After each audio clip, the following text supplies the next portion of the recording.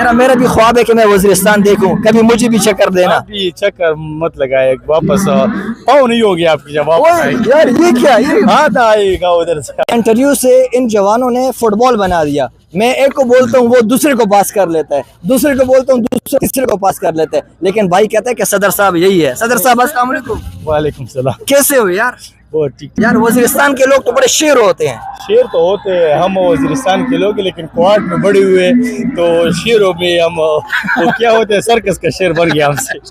Normally Kohat के अंदर इतने बड़ा क्राउड हम नहीं देखते। फुटबॉल के शौकीन लोग हैं, लेकिन आज हमने देख लिया कि इतने ज्यादा लोग फुटबॉल को शौक रखते हैं। जो अमन यहाँ पे आपको कोहाट में दिखाई दे रहा है, ऐसा अमन वज़ीरिस्तान में होना चाहिए कि नहीं? लोग बहुत शौक रखते हैं ऐसे चीजों का, लेकिन अमन बहुत कम है। यार मेरा भी ख्वाब है कि मैं वज़ीरिस्तान देखूं, कभी मुझे भी चक्कर देना। अभी चक्कर मत लगाए, वापस पाँव नहीं होगी आपकी जब वापस आएगी। यार ये क्या, ये हाथ आएगा उधर से। अच्छा आता है क्या? हाँ उधर।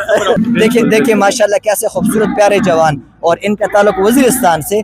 और वो क्या कहते हैं कि हर किसी के लिए अपना इलाका जन्नत होता है, कोई भी अपना इलाका नहीं छोड़ना चाहता, लेकिन ये बदअमनी की वजह से जो केपी के अंदर जो हालात बने हैं, जो मुश्किल हालात बने हैं, इनकी वजह से ये प्यारे जवान अपने इलाका छोड़ करके यहाँ पे आबाद है। अल्लाह करे कि मेरी केपी में अमन आ जाए। आमीन आमीन। बहुत शुक्रिया। मेहरबानी।